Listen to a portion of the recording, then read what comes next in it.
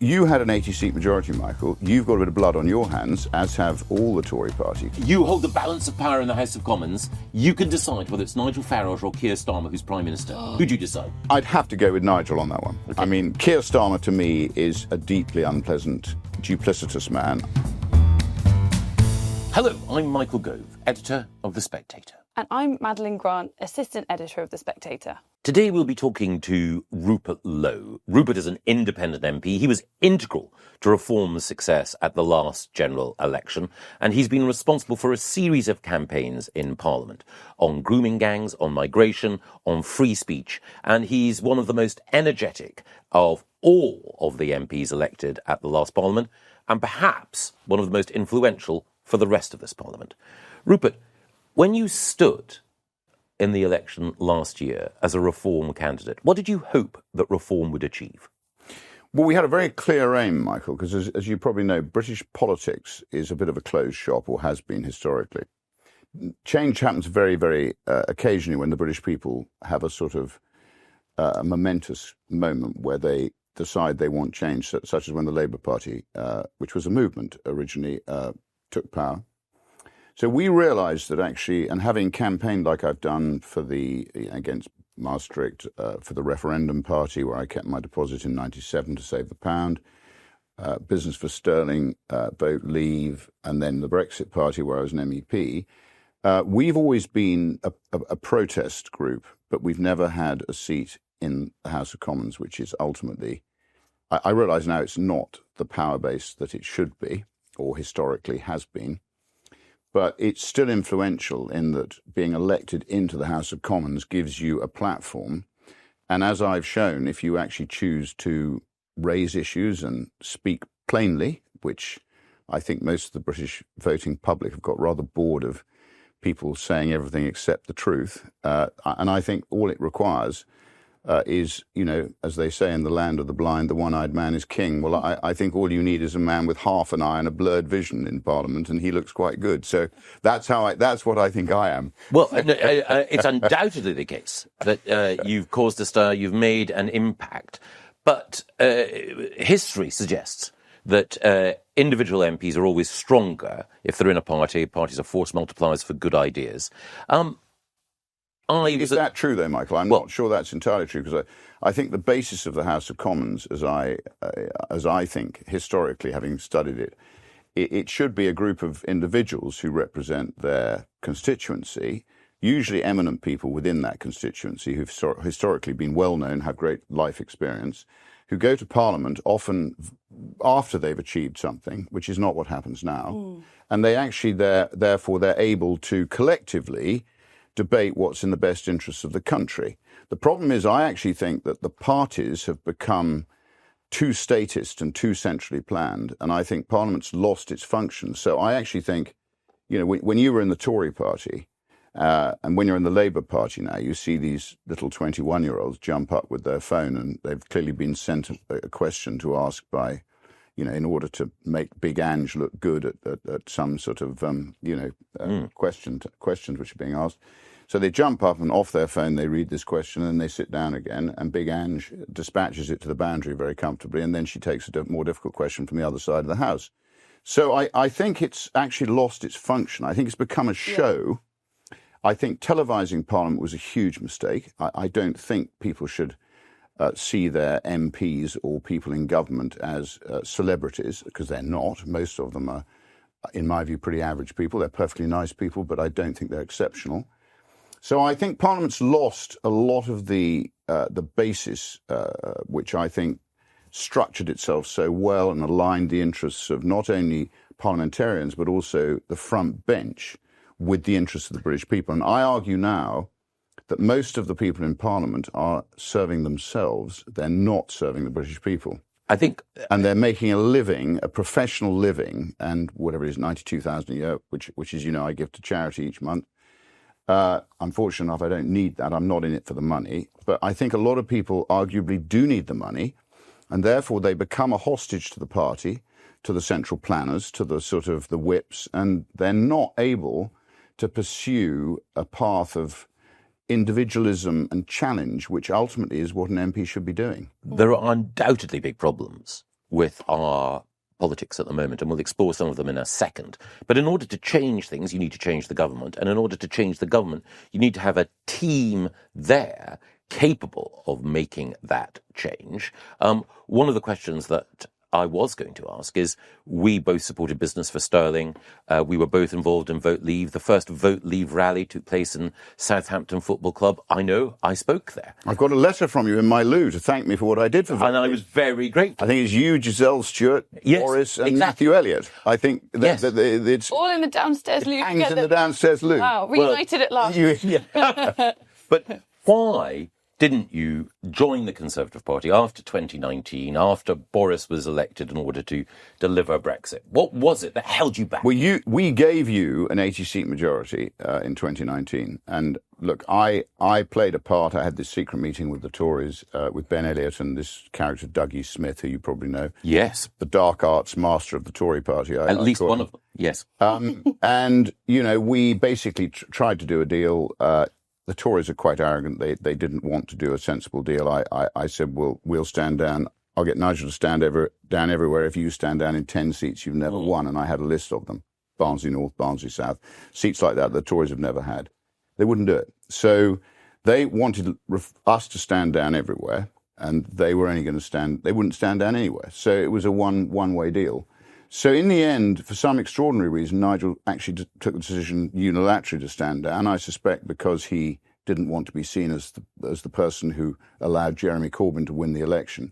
In my view, he stood down 2 days too early. He should have waited for nominations to get towards closure, which would have been 4 o'clock on the Thursday. I think he stood down on the Tuesday for some abstruse reason. So, I mean, look, you had an 80-seat majority, Michael. You've got a bit of blood on your hands, as have all the Tory party, because when you had that 80-seat majority, I mean, my goodness, what I would do for an 80-seat majority now. And you get a group of sensible people who know which way is up. And then you can start to repeal. That's the first thing that's got to happen. And then you can start to hold to account the permanent secretaries in the civil service, who, in my view, have become a law unto themselves. Mm-hmm. They're the next target. They need to be sorted out. They're not elected. They've got tremendous power. And I talk to ministers who say, they now bump ministers off aeroplanes and, they are the real power base now, because if you have deficient frontbench ministers, they don't hold the civil service to account. And in the past, I think the civil service had a sort of moral conscience that the secret's in the name, the civil service, they're in the service of the people. And I think they did actually understand that they were serving an elected government. I think they've lost sight of that now. So I think a lot of the sort of malign, the DEI, all the nonsense that I regale against every day has poisoned them. And I think over time, after the war, where I think Britain actually respected individualism, it respected freedom, it had 2 world wars where a lot of its best people had died, I think that's waned. And I think we've now got these jumped up little people who aren't being held to account, who are basically pursuing their own agenda. And I question whether a lot of them are what I would call patriots. I don't think a lot of them are. So somehow what we need is Hercules and the Augean stables, the Great Repeal Act, and basically cutting the size of the state, holding them to account, and delivering for the British electorate, who ultimately are the boss. Where would you repeal back to? Would you just do a kind of factory reset on Blairism, 1997, boom? It's a good question, but I think you probably have to repeal most of what Tony Blair and his cohorts, as I call them, the Derry Irvins, the sort of Mandelson, Campbell and Brown. Yeah. They had a plan, and they basically undermined a lot of the best aspects of the British Constitution. So you have to start, obviously, with the Human Rights Act. You've got to get rid of the Equalities Act. I've thought about this, and again, I'm not yet in a position to do it. I'd love to be. Mm-hmm. I wish I'd had that 80-seat majority, because you can actually do a lot with an 80-seat majority, which I don't think the Tories did anything with it that I can remember. I think you go back to the Race Relations Act. I think a lot of the things that distort individual relationships need to be repealed. And I like to empower the individual and disempower the state, which is ultimately the essence of the US Constitution, where there's a default position, which is you always return power to the individual, because the state aggregates power, an individual doesn't tend to aggregate power. And if you look at successful individuals, what do? They tend to give their money away What does the state do? It takes money away from everybody and it misallocates it, which is ultimately the lessons of history show you communism failed. Yeah. Why? Because central planning doesn't work. What have we got in the Labour government? We've got a bunch of central planners, and they're not even clever central planners. They're half-wits, most of them. They've never done anything. Well, I think a lot of MPs ultimately are elected and they have high hopes of everything that they're going to achieve. And then they very quickly, at whatever level they are, whichever party, they run into that kind of what Dominic Cummings has complained about relentlessly, the fact that so much power is actually not in their gift. And in fact, basically, apart from the Prime Minister, not really in anyone's gift. And, of course, the Cabinet Secretary, way more powerful than almost all other ministers. And let alone if you're just some random backbencher. And I almost wonder if this explains the kind of frenetic and sometimes pointless parliamentary activity, because it's people kind of doing their own displacement activity to show how very important they are. And they're jostling for actually quite a small fraction of power, which they are still jostling for. So it adds to that feeling of pointlessness. Well, as you say, I think one sniff of the leather upholstery in the House of Commons, and very often people do change. But I don't entirely blame them for that, because I think, having now been an MP for nearly a year, it is very difficult to get anything done. It's very difficult to work out what the agenda is. The government has far too much power over the agenda. It's not flagged in advance. You're not actually taking advantage of the knowledge of people within Parliament, because very often, if there's a debate they don't like, they shove in an urgent question or a ministerial statement and they push the agenda, and then they telescope the debates, and then you... Or they send, the main guy out. I now go into debates, Maddie, with 3 speeches, a 3-minuter, a 5-minuter and a 10-minuter. Yeah. And very often I end up with the 3-minuter, which is not good, because I can't impart what needs to be imparted in 3 minutes. So I think Parliament needs radical overhaul, and I think and again, this is the way in which control takes place, and that's, again, I think, against the spirit of the Constitution, in my opinion.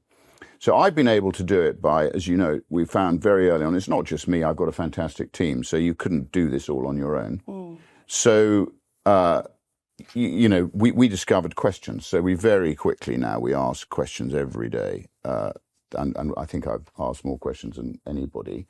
We found the early day motion. I've done a 10-minute rule bill. I've had an adjournment debate. So I've quite quickly learnt. But the adjournment debate, take the adjournment debate where they dumped 300 tons of ammonium nitrate offshore my constituency. It didn't tell me, the sitting MP. This was basically Louise Haigh, whether it had anything to do with her being sacked. It probably did, but I can't get a straight answer out of the government. They told me at the last minute, and basically when I did my own research and I said I've got some more questions, they said to me, we'll just have to follow normal parliamentary procedure if you want, because we're too busy to answer them. So I did. I went and saw the Speaker and got on a German debate. It's on. It was the last item of business on the 19th of December before we all went down. And I asked 19 questions, I think, and I didn't get one answer. So, I mean, again, does the Speaker hold the government to account? No. Does he, when you ask a question and you don't get an answer from the Prime Minister, you say, well, here's my question, and he goes, wow, we've got a 22 billion black hole, and sits down again, doesn't answer the question. In most boards, you'd go, terribly sorry, Maddie, you haven't answered the question, but this would be the chairman. Yes. Please answer the question. Or fixing the you give the person you give the person who's asked the question the right of reply. Yeah. So again, to me, Parliament is seen to be by the voting public as a bit of a joke, because they can see me ask a question and not get an answer. They can see, and Jeremy Corbyn asks questions, he doesn't get an answer, and he and I had a laugh the other day. He said, well, they don't answer your questions like they don't answer mine. Is that camaraderie? I said, no, Jeremy, they don't answer anybody's questions. Now that's not the function of government, is it? No. But whoever commands a majority in the House of Commons can change the rules in the House of Commons, and of course can change the country. And the Speaker. Absolutely. Well, if he's a Labour Speaker. I like Sir Lindsay very much, but he is ultimately a Labour politician. So the route to real change is to get that majority. It's an absolute, Michael. The key now, and I having been politically, or an attempt at political assassination by reform of me for some extraordinary reason, which we can talk about, I've now got to turn my mind to finding a solution, because I'm 67. I arguably could be having a lot more fun than sitting on the green leather benches waiting for hours to speak, which is an independent. As you know, I don't have the weight of even the official opposition. I am an independent. I am a grunt sitting in the background. Yes. And I have to wait patiently to be called to speak. So I've found other ways of being effective, but I think I've got to turn my mind to how do I find a movement or a party or a solution to what I see as the British people's conundrum, which is we have to have an elected government in 29 who is committed to change the way in which we're governed and to realign Parliament to act in the best interests of the British electorate to whom they are supposed to report. And that's where we've gone wrong. And you only have to look now, and people can see it. The Chagos Islands. I mean, that's an act of treason, in my view. But again, it seems that it's justified on the basis that we're giving away something we've already got. We are paying for the right to then lease it back again. I mean, there's no reason why America would object. They've still got their base there. But from the point of view of the British taxpayer, this is a complete sellout. As you know, the guidance in the International Court was only guidance. It was just that. It wasn't actually a legal judgment against us. So, no, I think this is a bunch of human rights lawyers indulging their ideological fantasy, and they're trying to pull the wool over the British people's eyes. And I just find it's incredible that there isn't more of an outcry in the national media about it. We've fought hard. People have tried to, have judicial reviews and challenge it. But again, as you say, the power of an elected government is so great. That's why you wasted your 80-seat majority in 2019. Well, we'll discuss in a second what the right sort of government, in both senses of the word, might look like. But you mentioned the assassination that you endured. Why, when Reform had only 5 MPs, and you were the most energetic, most high profile next to Nigel Farage, the person who was making life, insofar as any individual MP can, uncomfortable for the government on a range of issues, why did they drop you? Why would Leicester drop Jamie Vardy? That's a mystery, Michael. I think it's happened with Nigel before, but in the past it's happened, with Kilroy Silk. It's happened with Stephen Wolfe, with Ben Habib. I mean, there's a raft of examples, and I thought Nigel shared my desire to change the way in which we're governed, and it was all going swimmingly. We 5 MPs in Parliament. We had that beachhead, which we all. You asked me earlier, that's what we wanted to get. We got that. And ultimately, we were, I think, 5 of us were making a difference. And, I was playing my part in that, making quite a lot of noise and creating quite a lot of, if you like, consensus that there was a need for change. And then suddenly, I did broach this towards the end of last year with Nigel, where I said we're going to win the election. I'm quite clear on that, but we've got to have a plan. Where's the plan? So we previously we were plan for government, protest party. Got a plan for government. That means a front bench, shadow front bench. It means policy. It means a plan and a structure. And we need to all know what we're doing. But Nigel's Nigel. And Nigel, and the analogy I use is a bit like a beech tree. Beech leaves are poisonous, so nothing grows under a beech tree. And I think with Nigel, we've got a situation where he's a very able man. I give him credit for his ability to communicate, his ability to, as I say, I think I described him as a very effective ballroom entertainer, which he is. But that's not going to deliver for the British people. So winning the election is half the equation. There has to be a plan to deliver. And it has to be a plan to deliver from day one. It can't be, and to your point, Maddie, I think it can't be, let's win and then we'll work out what we're going to do. And we can't do that. We haven't got time to do that. We've got to have a plan. So it's got to start with repeal. And it's got to start then. So rather than all the laws being passed, and I have to confess half the time I find it virtually impossible to follow, I'm not a lawyer, but to follow exactly what's going on in Parliament and all the process and procedure. And, you probably, after the years of being in Parliament, you're able to follow it very, very effectively. But half the time I don't think most people know what they're voting on. And judging by the questions that are asked by the voting MPs, I don't think most of them got a damn clue. No. And again, this is all being teed up by, as you know, the civil service, by legal advice from the civil service. And I do think we've got a society now that's driven by the lawyers and the legal profession, which from time to time throughout history get half a cut above themselves, and every now and again they need to be cut off at the knees. So I think we're at a time now where they need to have a good slashing down, because I think they're far too prominent. They make far too much money. They're basically sucking the blood out of productive society.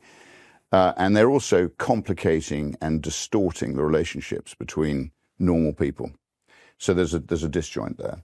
So I think with reform, we've got to give credit to what we collectively achieved in that getting to where we got to, and the support that they've now got, which is a function, I think, of all the foundations we put in collectively over many years. It didn't just happen overnight. People want a solution to changing the way we're governed. I think increasingly, in my businesses, and I've got businesses in contracting and in insurance and in farming and in almost, pharma, lots of different sectors, battery storage, heat pumps. So I see real people who are incredibly talented, but they're also getting incredibly frustrated by too many rules, too many laws, too many licenses, too many taxes, too much administration. Nothing functions. And when you want decisions from government, you can't get them because nobody takes decisions, Michael.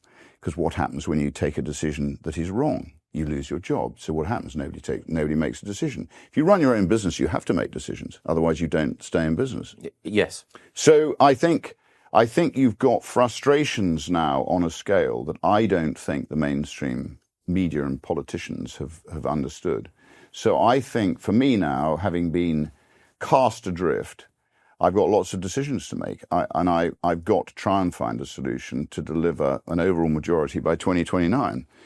But that's only going to happen if the British people and the electorate buy into it, because ultimately the only power that can reform this, as you know, is the British electorate voting and giving somebody an overall majority in first past the post. Precisely. But then you need the right effectively people. The right people who aren't frightened of basically putting noses out of joint, firing people, cutting the size of the state, repealing vile, malign legislation, which has basically been passed by, including the Tory party. You passed a load of terrible legislation.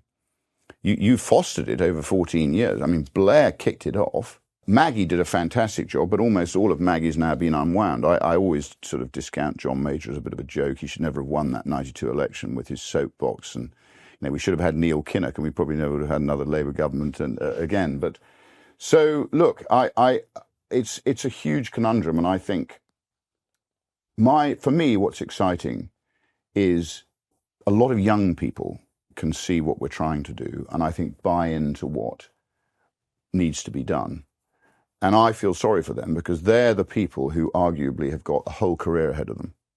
And they've got all this overhang from what I call, and I'm a tail end baby boomer, so I'm probably being a bit rude about myself as well, but all the money's locked up in these selfish baby boomers who wanted to lock them down because they were frightened of dying during this wretched COVID stuff, which was another vast error. That's actually probably the genesis of a lot of our problems is the sort of central planning element of the state deciding it was going to hand out 100 million here and 1 billion there. I mean, how much did you hand out during COVID, Michael? I mean, it was billions, Personally. wasn't it? Well, his department handed out billions. Billions. But the Treasury, and we're all in it together, as it were. Well, you were in there. You were right in the thick of it. Completely. Yes. What? So you were chucking it around like confetti. The furlough scheme was the most generous system of employment support anywhere in the Western world. It was a farce. It should never have happened.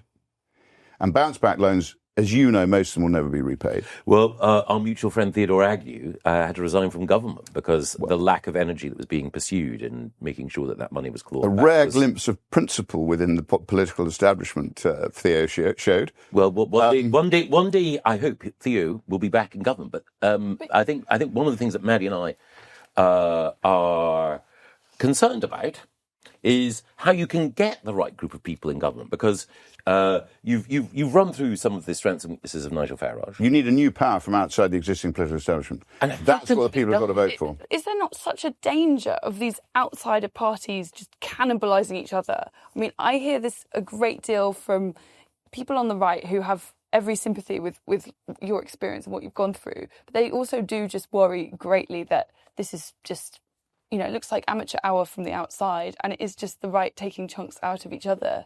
Well, look, I've said, Maddie, and I hold to this, that a reformed Tory party is probably the most potent vehicle through which to do this. But the problem is you haven't got that situation now. And the legacy Tory party, let's just look at it for 1 minute. You've got 21 MPs, I think. And there's some very able young Tories. I get on extremely well with some of the young Tories. They're very good, Who the best? Good people. I mean, Jack Rankin, Katie Lamb, Bradley Thomas. You've got some very able young Tory MPs. I mean, obviously, Robert Jenrick's young. You've got Danny Kruger. You've got, look, there's a genesis of good people there, but the problem is there's an overhang of what I call Lib Dem Tories, who are the worst. Who are a legacy. Yeah, go on, name I'm not going to name those, because I rub shoulders with them and I get on fine with all of them, because I'm an independent at the moment. It's not an insult. They might be flattered. No, it's not an insult. I'm not flattered. I'd rather talk about the good. Okay. Ones. Let's talk about the good, not the people who arguably have had their time and probably need to, out of responsibility to the country, step down, but they probably won't. What proportion would you say are like this? Well, I think out of 121, I don't know, probably 70 need to go, need to be replaced by able people. That leaves 41 MPs. You know what I'm saying? That would make the Tory party smaller. Well, I know. This is the problem. Yes, I see that, but surely... So you've got Tory party head office, which Michael knows better than me. Again, I think that needs to be completely Augean stabled. If you did that and you got some good people within the Tory party, then you'd have the genesis of what could create the change. So a reformed Tory party is probably the best. If it can achieve that, Michael. Yes. But can it? How? How can it do it? It's very difficult. You can offer... Because you don't control selection from the centre, do you? No, but if you were offering advice, so you have grown businesses, you have done one of the most difficult things that anyone can do in this world, which is to run a Premiership football club. I have. Built a stadium. Yes. Built a youth academy. So I was a reasonably good hockey player, so I sort of worked out how that should work. And the other thing is that you're only ambitious for the country, you're not ambitious for yourself. So therefore, you can offer genuinely disinterested advice to the Tory party on how it can get itself match fit. So what should it do? But it's arrogant enough to think that it should still be doing it. So until it gets some humility embedded within it, it starts to understand that it is a broken instrument. It can't reform itself. I think the essence of reform, Michael, is you have to accept that you need reform. Oh, I think there are probably some people within the Tory party who do recognise that the situation is dire, but don't necessarily have the perspective that you can bring to it, because they've been it in all their lives and so on. And you can come in, as it were, a bit like someone from private equity taking over a decent but failing firm and say, look, this is what you really need to do. What would your prescription be? Well, you've got to, but the problem is the Cameron selection policies, and I don't know whether you played a part in this, but he seemed hell-bent on selecting people on quotas, not on merit. I'm afraid I'm completely Darwinian in that view. I don't care about quotas. I really don't. I have no interest in it. I only am interested in ability and effectively qualifying for the job. And all jobs, you do not select in a private business on quotas. You select on ability. And I don't care what people's religion is. I don't really care what their colour, nationality, what their political views are. If they're the ones who are best qualified for the job, that's the job they should have. But David Cameron didn't. He didn't. That was not, and you know that. And this is, again, part of the problem, and I tweet about this because I feel very strongly about this. White young men are, in my view now, a very badly treated section of our society. And it got to the stage when I was in the city, and again, that's another job I've had for 20 years, was in the city, and I was on the board of Life. I helped with the if you like, deregulation of the city from single capacity to dual capacity, and hence all the sort of risk management tools you needed in futures, options and derivatives, which I did a lot in. But towards the end of my career in the city, I virtually gave up applying for non-exec directorships because I'm a white man of, by then, sort of 50 plus years. And you had no chance of being selected because the entire political establishment was trying to promote women on boards. It was trying to promote, obviously, Asian, or religious minorities on boards. It was trying to promote almost everybody based on quota, not on ability. So it's hardly surprising that you get dysfunctional boards if you don't appoint people on ability. So, and I'm frankly, to legislate against all these young men just because they're young men and they're white men, and I think reverse racism is as bad as racism. I mean, racism is racism. It doesn't really matter. It should not exist within our society. You cannot have a two-tier view of racism. You can't have a two-tier judicial system. You can't have two-tier policing, which I think we've got now. Yes. And I think Blair, again, is responsible for undermining our judiciary. And for me, again, the judgment on proroguing Parliament, we had a unanimous decision. Come on, Michael. Had it been a majority, I might have believed it. No. Unanimous, no. It should never have been a unanimous decision. By the Supreme Court? No. But how do you account for the fact that, I very much agree with your Baroness analysis. Hale and her mob. Yes. But a lot of these places that are absolute hotbeds of lanyardism is what I would call it, like DEIism. But frequently this is actually not really coming from the government encouraging people to do it. It's basically the corporate world doing it completely pro bono. No, it's come from government. As you know, I don't know. Ultimately, firstly America, and Elon Musk has uncovered a lot of it. A lot of this is being funded by US aid. I'm not sure. Probably a lot of it's being funded by our soft money that's being chucked around. Every fancy law firm in London does this in a massive way, and no one is forcing them to do it. But it's pretty. I sort of saw this. I keep hearing we've reached peak woke, but I see very little sign of it. No, but I sort of saw this happening when I was in football, because you started to get the genesis of this sort of what I call wokery, as you call it. I mean, by the way, I love your articles. You have the best turn of phrase. It's fantastic. Oh, thank you. So, as what you call it, lanyardism. Yeah, lanyard. And the rainbow lanyard. Lanyard class, they're everywhere. No, they are the enforcers of the regime. I saw it happening in football when I was there. It became, you started to get this sort of malign influence, and it came largely from the politicians, because I think a lot of politicians are do as I say, not as I do merchants. So I think they want to virtue signal and feel good about themselves when actually underneath they're probably not great people. And the more, I'd rather be dealing with people who are honest and actually make the odd gaffe and don't worry about what they say and how they say it, than I would people who are very polished at telling you everything except what they really believe. And I think that's I saw it, again, I won't mention names, but I saw it with some people I would describe as vile people who were in, because politicians used to come to football matches. It won't surprise you to know that there's nothing, nothing they love more than sitting at the front of the director's box with their local constituents eulogising it. They love it. So it attracts them like bees to honey. At the end of the day, they love it. So I saw a lot of it there, and I think the genesis of it, and the Premier League's gone woke. I mean, this taking the knee and all this sort of stuff. I mean, Black Lives Matter is a corrupt institution, and we were completely bamboozled by all that rubbish. So the sooner we start to return, and I watch what happens, and I think to myself, have I gone completely stark raving mad? What's happening is not logical. And I think the majority of people in the real world can see this now. And I think there's a complete disjoint between what should be happening and what is happening. Now, with US aid being shut down, and you probably saw I did an interview with Emily Maitlis, and I think a lot of this left-wing media stuff, and whether hers is or not, I don't know, but I think a lot of this, what I call sort of holier-than-thou media interviewing, which is responsible for a lot of what's happened with the rape gang issues, because I think, again, people were frightened to talk about problem issues because they were accused of being a racist. So therefore, that's throughout our society. So I think we want free speech. We want open debate. We want offence. Offence is how you get at the truth.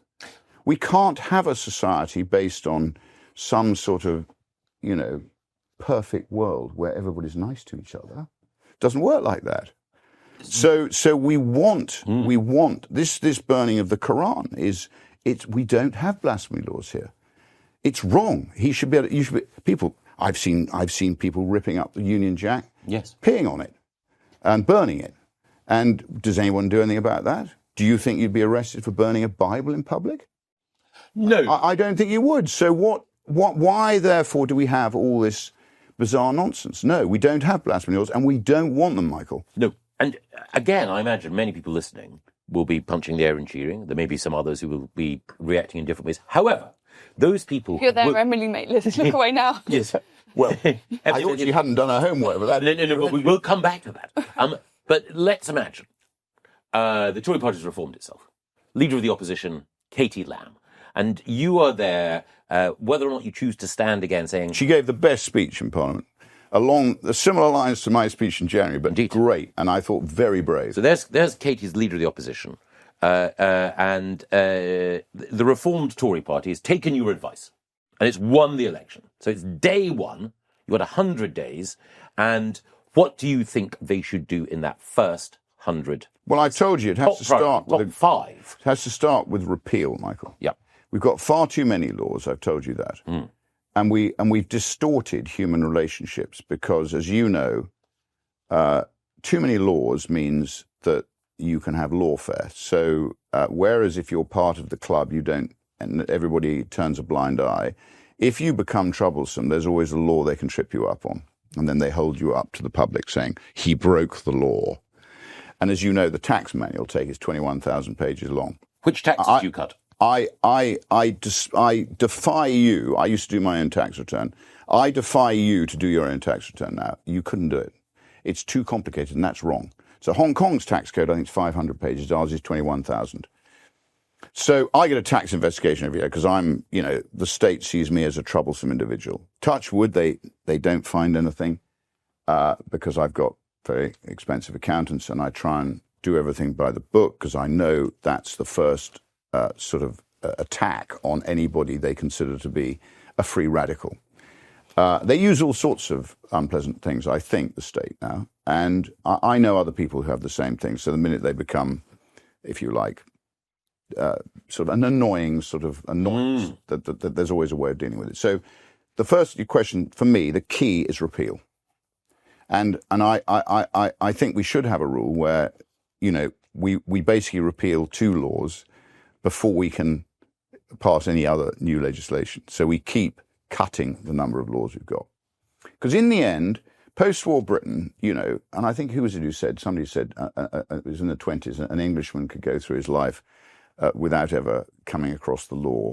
A.J.P. Taylor. A.J.P. Taylor, I think he said, in 1920s, was it something like that? He was writing about just on the eve of the First World War. That's it. And he said an Englishman could go through his life and hardly ever come up against any law. Any emanation of the state, exactly. And that's what I would like to see. I think the state is bad, and I think the individual is good. So the state for me will never be something. It should be minimal. It should be there to basically protect us. It should be there to provide, obviously, and let's face it, with Starmer now talking about how he's going to sort of rearm us and get the economy going through that. I mean, no, Michael, that's what that is a bad idea. That is not directing capital well. You get rich by allowing the private sector to decide what projects are going to create wealth, and then they borrow the money or they invest their money into these projects, and you get downstream wealth flowing back. Just to start rearming in order to drive your economy. And again, that is not a good long-term plan. Trust me. Rupert, I wanted to ask, because, I think what you've said is very commendably sound, and a lot of our readers will be, as Michael said, punching the air. But how do we square this with the fact that, the public is not necessarily where you are now? And in particular, I think the U-turn from Labour on winter fuel payments suggests that it's very hard to cut even the slightest thing. What many people described a few months ago as being almost like the lowest hanging fruit of things you could cut, means testing winter fuel allowances, has become so politically toxic that it's had to be shelved by the Labour Party. And now Reform, your former party, is saying that they will reinstate it, and they will also increase spending with the ending of the 2-child benefit cap. So they clearly see the centre of politics is very far from what you're describing. Well, this I think is going to be the question for the British people, because I actually think the way in which our democracy has gone is and Tony Blair started it, David Cameron pursued it. It was basically governed by polling. And if you poll people and ask them whether they want to be given more for nothing, the answer is yes. But then when you go bust and nobody has anything, they will all blame you for doing it. So I think the key question for the British people is, do you want to be governed by people who promise you handouts? And I think the winter fuel payment is pretty much a sideshow if you look at what they're paying the public sector in pay increases, and you look at what Big Ange is doing on employment rights and the cost that they're actually loading on the rest of the economy. Whatever is £1 billion is not, it's chump change. Yeah. So, I mean, and it's relatively straightforward. I mean, the winter fuel allowance, some people need it, and they should not have it taken away from them. But that's just an example I mean, of the outcry people who are high earners like me, I'm a pensioner. At the end of the day, I've never had it. If I'd been born a month earlier in September, 57, I'd have got it. But because I was born in October, I've never had it. But I don't need it. So therefore, that's not difficult. You've got tax codes. You can see how much people earn. You don't need to means test. That's a complete waste of time. That is that's involving the state. We don't want that. But, look at tax codes, look at what people earn, and you can then set the winter fuel allowance. But he's resiled on his, because he's lost all the pensioners' votes. And we live in an age where the population is getting older and older. So therefore, upsetting old people is a very bad idea if you want to win an election on what I call the pork barrel scale of government, which is let's give everybody more and more. And, Nigel, I disagree with him. I think he is making policy up on the hoof. I mean, Tice made up some extraordinary policies on his renewable energy and stuff just before they kicked me out. And I just said to him, Richard, you've gone definitively bonkers. And I think this is where there was a disagreement between me and them, is we need properly thought through policy. But that's got to be preceded by repeal, because there's too much malign legislation that's damaging Britain. So I think, in answer to your question, the question for the people is, do you want a government based on principled delivery, or do you want a government that's going to buy your vote? And I think we've got to the end of buying your vote, because we now have national debt is nearly 100% of GDP. Yeah. Right? Yeah. You cannot sustain that. That's like you and I. That's like you and I running, so let's say you're worth 30 million. It's like saying you've got 30 million of debt and you're trying to support that. Well, we won't be able to go on supporting it, particularly when what Starmer and Reeves are doing, and Big Ange, is they're employers are bad and workers are good. No, they're a function of each other. And if you start destroying your employers and your risk takers and your investors, they can go away, which is what they're doing. They're leaving. And as I say, the analogy I use with that is, in the old days, you had the coal mines and you had the pit ponies, and they had to treat them well, because the pit ponies used to pull all the coal every day from the pit face. And if you flogged your pit pony too hard, in the end, it died. And when it died down the mine, you can't revive it. And that's what's going to happen to the British economy. I think we're teetering on the edge. And I don't listen to the poppycock that we get. Oh, well, the economy grew last month. Well, yeah, because the weather was a bit better last month. But let's look at the overall structure of the economy. I can tell you right now, the economy is teetering on the edge. We keep reading house prices going up. Rubbish. You can't move. You can't sell them. Round us in Gloucestershire, during COVID, you couldn't find a house because everybody was buying houses in the country. Now, there are houses sitting there. I've got a guy paying me £600 a month to put a sign in a field of mine on the A40. He's done it for a year because he can't sell. There's no turnover taking place. You've got people not investing in their business. Why am I, as a risk taker, going to invest and take risk If I take the risk and I make money, the government takes it all off me.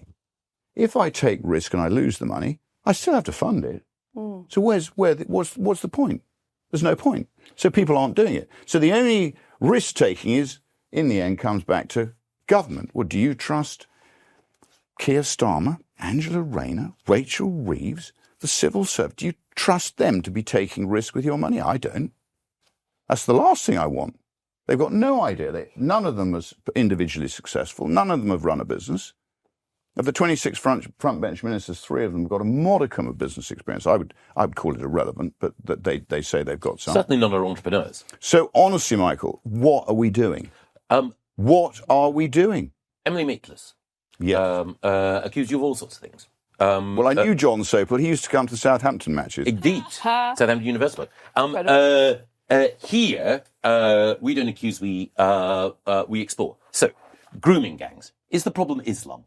Look, I think predominantly, if you look at the grooming gang issue, and as you know, I've done a crowdfunder, which Nigel said he'd do something about it, and he didn't. So my team and I thought we'd do something, and we set up a crowdfunder. We've raised, I think it's 620,000. We may have to return a bit of money if it's not qualifying, but that's all being gone through at the moment. But from 20,000 people. So that shows you there is a depth of concern. I've actually got the first meeting at 3:00 this afternoon of the committee. It's ongoing now. I think if you look at it, predominantly, people call it grooming gangs. Predominantly, if you like, grooming, or as I call it, rape, was taking place of underage white girls, was taking place across the country, we believe. The government doesn't want a statutory inquiry, and nor do the authorities, because I think the police do have the data. And if you have a joined-up statutory inquiry, this is my view, okay, and our inquiry will tell us this, because we've got people out now, and we're going to do it across the country. But I think we do need a statutory inquiry, and we do need it for this reason. The data exists. If you silo the investigations, what you find is siloed data. So until you actually have a national investigation that is joined up, you won't discover the depth of information that the police hold across the country, which could be joined together, and then you'll get the truth. But I do think it's a major issue. And yes, of course, as Emily Maitlis said, and I wasn't let her off the hook because she went down a rabbit hole, of course there are white people who perpetrate rape because we live in a majority white country still, right? But if you look at the percentage of particularly Pakistani Muslims, there are some Afghanistanis and there are some Bangladeshis. It is a problem, I think, of the cultural view of white working class girls. And I think it is a blot on our history. I wasn't going to let Emily Maitlis off the hook when she accused me of being a racist. I just ignored it because I thought that's your way of trying to get yourself off the hook. So during the interview, I thought, no, I'm just going to ignore that because I'm patently not a racist. I have nothing. It's to do with what's right and what's wrong. And Michael, I don't know whether you think it's right or wrong, but personally for me, to take advantage of underage girls of any, and there are Sikh girls, we found Sikh girls who are being abused as well. It's not just white girls. This was an endemic problem. And I actually think that a lot of the authorities, and that it goes back to a number of things, and we'll get confirmation of this. I think the police were frightened of being called racist. So in answer to your question, I think the local authorities the same. I think social services probably the same. But I think the Labour, and most of this happened in Labour-controlled areas. I think the bloc vote, the Muslim bloc vote, was a big issue for Labour. So and one of the things I will repeal if I get into power, anywhere near power, is I will get rid of postal voting unless it's absolutely. So for maybe for the services operating overseas, maybe for people who are terminally ill or can't get to the polling station. Otherwise, for me, the basis of our democracy is one man or woman, one vote, but there are polling stations everywhere. You turn up and you cast your own vote. And I think the Labour bloc vote goes to the heart of it. So I think and when I said to Emily Maitlis, I don't think a lot of British people were fully aware of what was going on because, as I said to her, you don't live next to these communities that have been doing it. You know, wherever she does, Kensington, and I think her children went to Eton or whatever. So she is what I call, and I told her, I said, you're a champagne socialist. I mean, she is a fully paid up member of the liberal elite. A parliamentary progressive. I don't mind that, Michael, but please, you know, let's not have all this hypocrisy. Totally. I hate it. I'm going to ask you 3 quick final questions. No evasion. That's always dangerous. Hesitation. That's always dangerous. You like this sort of... Yeah. And then I'm going to hand over to Maddie. So, a reformed Conservative Party. Who's the best person to lead it? Katie Lamb, Robert Jenrick, or Danny Kruger? Look. I mean, who knows where that's going to go, Michael? I'm not going to go down that rabbit hole. I think it needs radical change, and it needs an injection of young, forward-thinking people who are prepared to challenge the consensus, and whoever emerges will emerge. It's the next election. So I'm not. You're re-elected as an independent MP. You hold the balance of power in the House of Commons. You can decide whether it's Nigel Farage or Keir Starmer who's Prime Minister. Who do you decide? That would be that I might have to go missing in action on that one. No, I mean, look, Nigel. Are you going to toss a coin? I'd have to go with Nigel on that one. Okay. I mean, Keir Starmer to me is a deeply unpleasant, duplicitous man. I don't trust a word he says. I think, you know, his whole career's been made out of human rights, and he is now in charge of our borders, and that worries me. Final question from me, and then over to Maddie. Sorry. No, not at all. I tell you, we can have, in terms of migration, we can have 5,000 people coming from Australia, 5,000 people coming from Canada, or 2,000 people coming from Nigeria and 2,000 people coming from India. Which do you choose? I choose ability. I mean, there's only one reason for any targeted immigration, and that is if we have a shortage of skill here, irrespective of nation or culture. I think we hire on their ability to contribute to Britain. What I hate is people coming here, and the facts tell us the answer to this. Most of the people who come here illegally, they should all be deported. The ones living here illegally should be deported. If we want people to come, we've got to target immigration, and it's got to add to the welfare and well-being of the British people. That's the only reason for targeted, limited immigration. Okay, I'm just going to ask one question because I think we're probably at our limit. Although I now feel like I should ask you one of those.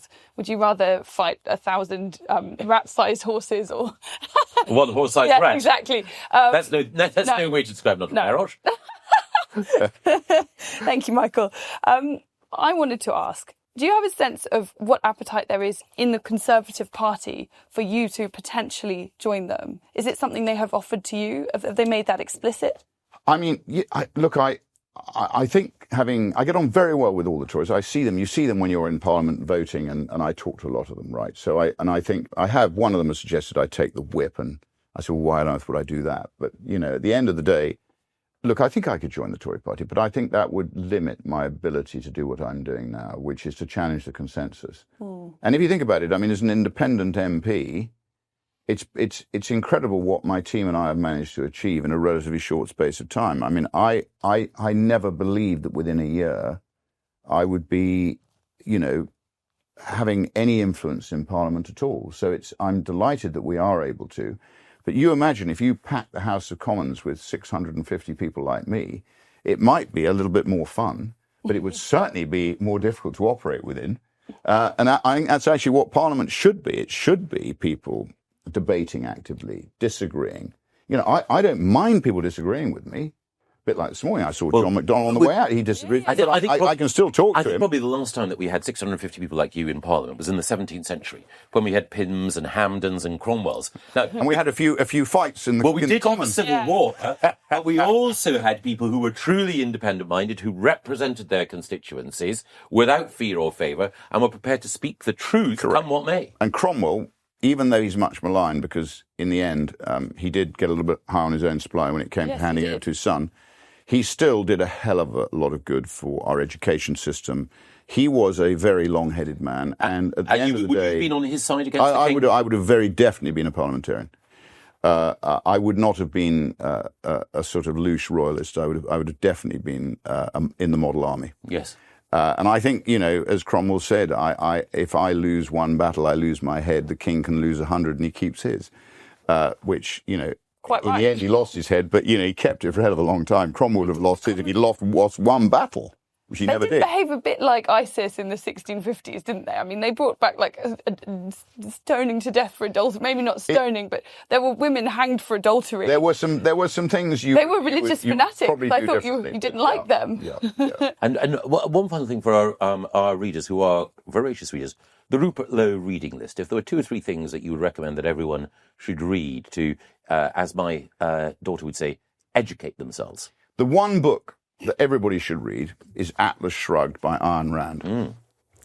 Or The Fountainhead by Ayn Rand. So Ayn Rand is an objectivist. I don't know, have you read Ayn Rand? I've read them both, yes. And I think, for me, Atlas Shrugged and The Fountainhead probably embodies everything that I believe in. And, it's basically pro the individual and against any form of statism or socialism, which in the end is self-defeating. And so those 2 books you asked me, those 2 books, the key, John Galt, is takes a while to get to him, though, if I remember rightly. It took a long page time. 800 that you finally... Anyway, so you asked me, those are the 2. You said 2. There are 2 books. Actually, a book I did enjoy was Politics on the Edge by Rory Stewart, who went to the Dragon School like me. I profoundly disagree with the majority of his politics. And I loathe Alistair Campbell, who he does his podcast with. But I thought his book was interesting on the dysfunctionality of the British system, where and when he was just getting to know his brief, and this is why the permanent secretaries have so much power. Yep. It's because the ministers get shuffled before they fully command their brief. And if you don't command your brief, you can't hold to account these unelected permanent secretaries who are arguably out of control at the moment. Yes, and there's a wonderful story, isn't there, about him when he's asking about money going to rebels in Syria. And because he knows the villages and the names, he says, but we're giving money to ISIS. And the civil servants look dumbfounded because they've actually found that there's a minister who knows what he's talking about. And well, I think that's a big problem. So you put a few able ministers on the front bench and life would change for these people. Who would you enlist from the rest of the world or the rest of this country to put into government? People who are not in politics? The rest of the world, Michael, I think you only have to look at my friend who's now follows me on Twitter called Javier Milei in Argentina. Look at, after 100 years of rabid socialism, and probably one of the most latently rich countries in terms of natural resources. It's got the best land. All that land around Cordoba is unbelievable land. It's got the most incredible minerals. It's got huge geography. And yet, 100 years of socialism, as you know, the standard of living in Argentina went down and down and down. Now he's in, I think GDP grew by 8%, I think it was announced 2 days ago.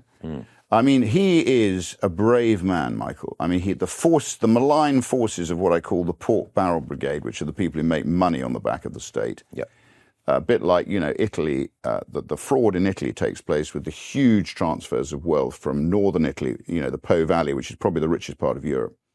Huge transfers down to the south of Italy. And what do you get? You get sticky fingers, you get corruption, you get fraud. And this is I actually think Britain is becoming endemically fraudulent, and I think there's a lot of tidying up needs to be done. So it's what happens when you get central planning. It's what happened to the communists. It distorts logic, it distorts human relationships, and it means bad decisions are made. If you make bad decisions, you regret it. Rupert Lowe, young at heart, thank you very much for coming in. Pleasure, Michael.